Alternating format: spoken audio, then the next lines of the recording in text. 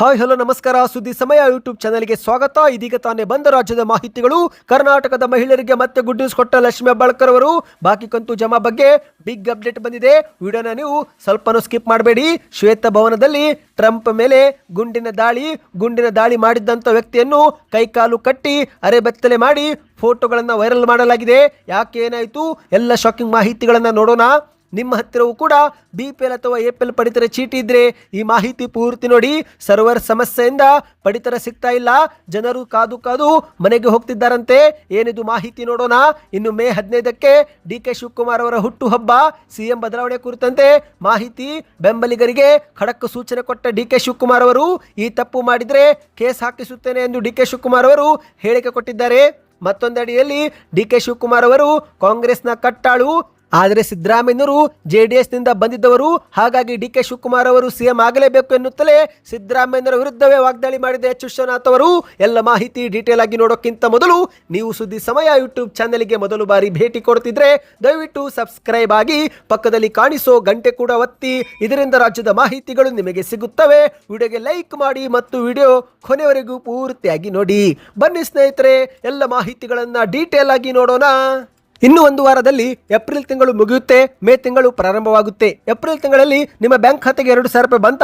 Comment ಮಾಡಿ. ಹೌದು ಸ್ನೇಹಿತರೆ, ಏಪ್ರಿಲ್ ತಿಂಗಳ ಪ್ರಾರಂಭದಿಂದ ಕಾಂಗ್ರೆಸ್ ಸರ್ಕಾರ 29ನೇ ಕಂತನ್ನು ಫಲಾನುಭವಿಗಳ ಬ್ಯಾಂಕ್ ಖಾತೆಗೆ ಜಮೆ ಮಾಡಿದೆ. ಹೌದು, ಉತ್ತರ ಕರ್ನಾಟಕದ ಬಹುತೇಕ ಜಿಲ್ಲೆಯ ಫಲಾನುಭವಿಗಳಿಗೆ ಇದುವರೆಗೆ 29 ಕಂತು ಹಾಕುವ ಮೂಲಕ ಸರ್ಕಾರ 58,000 ರೂಪಾಯಿವರೆಗೆ ಮಹಿಳೆಯರಿಗೆ ಹಣವನ್ನ ಇದುವರೆಗೆ ನೀಡಿದೆ. ಆದರೆ ಸ್ನೇಹಿತರೆ, ಇನ್ನೂ ಸಾಕಷ್ಟು ಫಲಾನುಭವಿಗಳು ಈ ಒಂದು ಹಣವನ್ನ ಪಡೆದುಕೊಂಡಿಲ್ಲ. ಇಂತಹ ಸಮಯದಲ್ಲಿ ಲಕ್ಷ್ಮಿ ಹೆಬ್ಬಾಳ್ಕರ್ ಅವರು ಒಂದು ಸಿಹಿ ಸುದ್ದಿ ಕೊಟ್ಟಿದ್ದಾರೆ. ಹೌದು, ಬೆಳಗಾವಿಯ ಚಿಕ್ಕೋಡಿಯಲ್ಲಿ ಸುದ್ದಿಗಾರರೊಂದಿಗೆ ಮಾತನಾಡಿದಂಥ ಲಕ್ಷ್ಮಿ ಹೆಬ್ಬಾಳ್ಕರ್ ಅವರು ರಾಜ್ಯದ ಮಹಿಳೆಯರಿಗೆ ಇನ್ನು ಮುಂದೆ ಪ್ರತಿ ತಿಂಗಳು ಯಾವುದೇ ಅಡೆತಡೆ ಇಲ್ಲದೆ ಗೃಹಲಕ್ಷ್ಮಿ ಯೋಜನೆ ಹಣ ಜಮೆ ಆಗುತ್ತೆ ಎಂದು ಲಕ್ಷ್ಮಿ ಹೆಬ್ಬಾಳ್ಕರ್ ಅವರು ಹೇಳಿಕೆ ಕೊಟ್ಟಿದ್ದಾರೆ.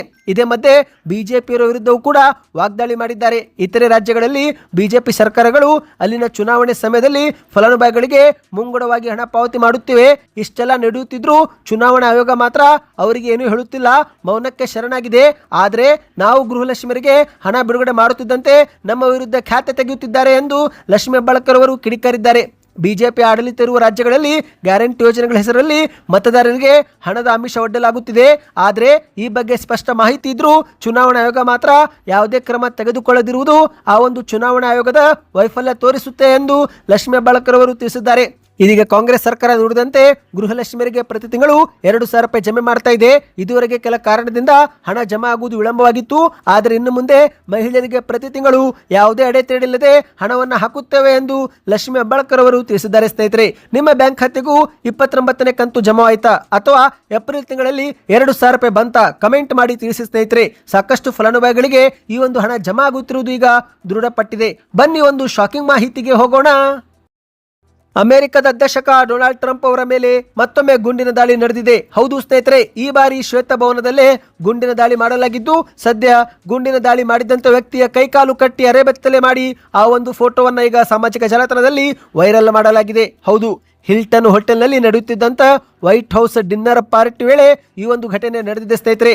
ಶಂಕಿತ ಶೂಟರ್ನ ಮೊದಲ ಫೋಟೋಗಳು ಸದ್ಯ ಟ್ರೂತ್ ಸೋಷಿಯಲ್ ಮೀಡಿಯಾದಲ್ಲಿ ಹಂಚಿಕೆ ಮಾಡಿಕೊಳ್ಳಲಾಗಿದೆ.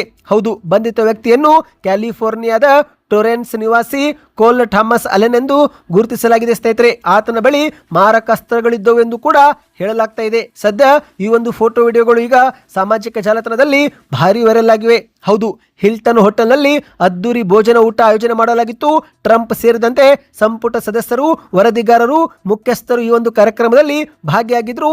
ಇದೇ ವೇಳೆ ಏಕಾಏಕಿ ಶೂಟರ್ ಒಬ್ಬ ಭದ್ರತಾ ಸಿಬ್ಬಂದಿಯನ್ನು ಎದುರಿಸಿ ಒಳನುಗ್ಗಲು ಯತ್ನ ಪಟ್ಟಿದ್ದು, ಇದೇ ಒಂದು ಗದ್ದರದಲ್ಲಿ ಗುಂಡಿನ ದಾಳಿ ಮಾಡಿದ್ದಾನಂತೆ. ಇನ್ನು ಗುಂಡಿನ ಸದ್ದು ಕೇಳುತ್ತಿದ್ದಂತೆ ಟ್ರಂಪ್ ಸೇರಿದಂತೆ ಎಲ್ಲ ಸದಸ್ಯರು, ಅಧಿಕಾರಿಗಳು ಟೇಬಲ್ ಕೆಳಗೆ ಅವಿತುಕೊಂಡಿದ್ದಾರೆ. ಸದ್ಯ ಆ ಒಂದು ಅವಿತುಕೊಳ್ಳುತ್ತಿರುವ ವಿಡಿಯೋಗಳು ಕೂಡ ಸಾಮಾಜಿಕ ಜಾಲತಾಣದಲ್ಲಿ ವೈರಲ್ ಆಗಿವೆ ಸ್ನೇಹಿತರೆ.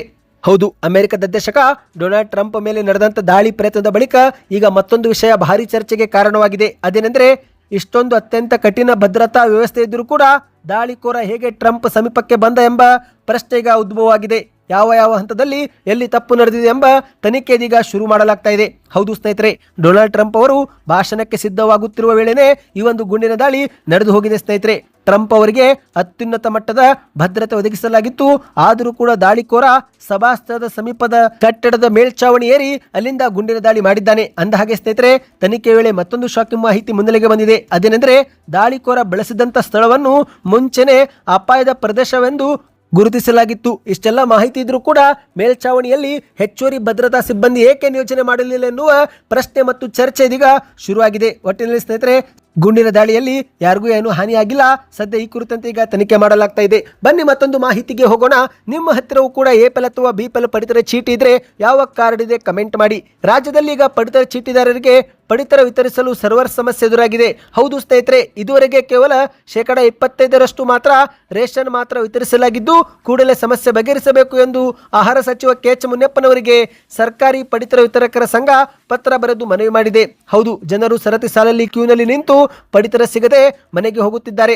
ಕರ್ನಾಟಕದಲ್ಲಿ 1,28,00,000 ಬಿಪಿಎಲ್ ಕಾರ್ಡು ಇದ್ದು 10 ಲಕ್ಷ ಅಂತ್ಯೋದಯ ಕಾರ್ಡು ಸೇರಿದಂತೆ ಒಟ್ಟು 4 ಕೋಟಿ ಫಲಾನುಭವಿಗಳಿದ್ದಾರೆ. ಇವರಿಗೆ ಪ್ರತಿ ತಿಂಗಳು 4.5 ಲಕ್ಷ ಮೆಟ್ರಿಕ್ ಟನ್ ಆಹಾರ ಪದಾರ್ಥವನ್ನು ವಿತರಣೆ ಮಾಡಬೇಕಾಗಿದೆ. ಪ್ರತಿ ತಿಂಗಳ 5ನೇ ತಾರೀಕಿನಿಂದ ಪಡಿತರ ಚೀಟಿದಾರರಿಗೆ ಈ ಒಂದು ಆಹಾರಧನ ಹಂಚಿಕೆ ಮಾಡಲಾಗುತ್ತೆ. ಆದರೆ ಈ ಬಾರಿ ಸರ್ವರ್ ಸಮಸ್ಯೆ ಆಗಿರೋ ಕಾರಣ ಕೇವಲ 25% ಮಾತ್ರ ಆಹಾರಧನ ವಿತರಣೆ ಮಾಡಲಾಗಿದೆ. ಹೌದು ಸ್ನೇಹಿತರೆ, ರೇಷನ್ ಕಾರ್ಡು ಸಂಖ್ಯೆ ನಮೂದಿಸಿ ಕಾರ್ಡುದಾರರ ಬೆರಳಚ್ಚು ಪಡೆದುಕೊಳ್ಳಲು ಸರ್ವರ್ ಸಮಸ್ಯೆ ಉಂಟಾಗಿದೆ. ಹಾಗಾಗಿ ಪಡಿತರ ಧಾನ್ಯವನ್ನು ಕೊಡಲು ಆಗುತ್ತಿಲ್ಲ ಎಂದು ಈಗ ಹೇಳಲಾಗ್ತಾ ಇದೆ. ಸ್ನೇಹಿತರೆ, ಬಿಸಿಲನ್ನು ಕೂಡ ಲೆಕ್ಕಿಸದೆ ಪ್ರತಿದಿನ ಬೆಳಗ್ಗೆಯಿಂದ ಸಂಜೆವರೆಗೆ ನ್ಯಾಯಬೆಲೆ ಅಂಗಡಿಗಳ ಮುಂಭಾಗದಲ್ಲಿ ಕಾರ್ಡುದಾರರು ಸರತಿ ಸಾಲಲ್ಲಿ ನಿಂತರೂ ಕೂಡ ಸರ್ವರ್ ಸಮಸ್ಯೆಯಿಂದ ಆಹಾರಧನ ಪಡೆದುಕೊಳ್ಳದೆ ವಾಪಸ್ ಹೋಗುತ್ತಿದ್ದಾರೆ. ನೀವು ಕೂಡ ಈ ಸಮಸ್ಯೆ ಎದುರಿಸುತ್ತಿದ್ರೆ ನಿಮ್ಮ ಊರಿನ ಹೆಸರನ್ನ ಕಮೆಂಟ್ ಮಾಡಿ. ಈಗಾಗಲೇ ಸ್ನೇಹಿತರೆ, ಮುಂದಿನ 5 ದಿನಗಳಲ್ಲಿ 25% ಪಡಿತರ ವಿತರಿಸಬೇಕು ಎನ್ನುವ ಗುರಿಯನ್ನು ಹಾಕಿಕೊಳ್ಳಲಾಗಿದೆ. ಹಾಗಾಗಿ ಸರ್ವರ್ ಸಮಸ್ಯೆಯನ್ನ ಬಗೆಹರಿಸಬೇಕು ಎಂದು ಸರ್ಕಾರಕ್ಕೆ ಮನವಿ ಮಾಡಲಾಗಿದೆ. ಒಂದೊಮ್ಮೆ ಸರ್ವರ್ ಸಮಸ್ಯೆ ಬಗೆಹರಿದಿದ್ರೆ ಆಗ ಪ್ರತಿಭಟನೆ ಮಾಡಲಾಗುವುದು ಎಂದು ಕೂಡ ಸರ್ಕಾರಕ್ಕೆ ಎಚ್ಚರಿಕೆ ನೀಡಲಾಗಿದೆ. ನೀವು ಕೂಡ ಈ ಒಂದು ಸರ್ವರ್ ಸಮಸ್ಯೆಯಿಂದ ಆಹಾರಧನ ಪಡೆದುಕೊಳ್ಳುತ್ತಿಲ್ವಾ? ಹಾಗಿದ್ರೆ ನಿಮ್ಮ ಊರಿನ ಹೆಸರನ್ನ ಕಮೆಂಟ್ ಮಾಡಿ. ಇದರಿಂದ ಒಂದು ಉತ್ತಮ ಫೀಡ್ಬ್ಯಾಕ್ ಸಿಗುತ್ತೆ. ಬನ್ನಿ ಈಗ ಮತ್ತೊಂದು ಶಾಕಿಂಗ್ ಮಾಹಿತಿಗೆ ಹೋಗೋಣ. ಇದೀಗ ರಾಜ್ಯ ಕಾಂಗ್ರೆಸ್ನಲ್ಲಿ ಮತ್ತೊಮ್ಮೆ ಮುಖ್ಯಮಂತ್ರಿ ಸ್ಥಾನ ಬದಲಾವಣೆ ವಿಚಾರ ಮುನ್ನೆಲೆಗೆ ಬಂದಿದೆ. ಹೌದು, ಇತ್ತ ಸಿಎಂ ಸಿದ್ದರಾಮಯ್ಯನವರು ಸೈಲೆಂಟ್ ಆಗಿದ್ರೆ ಅತ್ತ ಡಿಕೆ ಬ್ರದರ್ಸ್ ಅವರು ಹೈಕಮಾಂಡ್ ನಾಯಕರ ಭೇಟಿ ಮಾಡಲು ಶತಪ್ರಯತ್ನ ಮಾಡ್ತಿದ್ದಾರೆ. ಈಗಾಗಲೇ ಡಿಕೆ ಶಿವಕುಮಾರ್ ಅವರು ದೆಹಲಿಗೆ ಭೇಟಿ ಕೊಟ್ಟು ವಾಪಸ್ ಬೆಂಗಳೂರಿಗೆ ಬಂದಿದ್ದಾರೆ. ಇನ್ನು ಇದೇ ನಡುವೆ ಮಾಧ್ಯಮದವರ ಮುಂದೆ ಹಲವು ಪ್ರಶ್ನೆಗಳಿಗೆ ಉತ್ತರವನ್ನು ಕೂಡ ಕೊಟ್ಟಿದ್ದಾರೆ. ಹೌದು, ದೆಹಲಿಯಲ್ಲಿ ಭೇಟಿ ಹಾಗೂ ನಾಯಕತ್ವ ಬದಲಾವಣೆ ಚರ್ಚೆ ಕುರಿತು ಕೇಳಿದ ಪ್ರಶ್ನೆಗೆ ಉತ್ತರ ಕೊಟ್ಟಂತ ಡಿಕೆ ಶಿವಕುಮಾರ್ ಅವರು, ನೋಡ್ರಿ, ರಾಜಕೀಯ ವಿಚಾರವನ್ನು ಮಾಧ್ಯಮದ ಮುಂದೆ ನಾನು ಮಾತನಾಡಲ್ಲ. ಟೈಮ್ ಬಂದಾಗ ನಿಮಗೇನೆಲ್ಲವೂ ಗೊತ್ತಾಗುತ್ತೆ. ನಮ್ಮ ಪಕ್ಷದಲ್ಲಿ ಸದ್ಯಕ್ಕೆ ಯಾವ ಸಮಸ್ಯೆ ಇಲ್ಲ, ಯಾವ ರಾಜಕೀಯವೂ ಕೂಡ ಇಲ್ಲ ಎಂದು ಹೇಳಿಕೆ ಕೊಟ್ಟಿದ್ದಾರೆ. ಇನ್ನು ಮತ್ತೊಮ್ಮೆ ಮಾಧ್ಯಮದವರು ನಾಯಕತ್ವ ಬದಲಾವಣೆ ಆಗುತ್ತಾ ಸರ್ ಎಂದು ಕೇಳಿದಾಗ ಅದಕ್ಕೆ ಮತ್ತೆ ಉತ್ತರ ಕೊಟ್ಟಂತ ಡಿಕೆ ಶಿವಕುಮಾರ್ ಅವರು, ಏನೇನು ತೀರ್ಮಾನ ಆಗಬೇಕೋ ಅದು ಆಗಲೇಬೇಕು.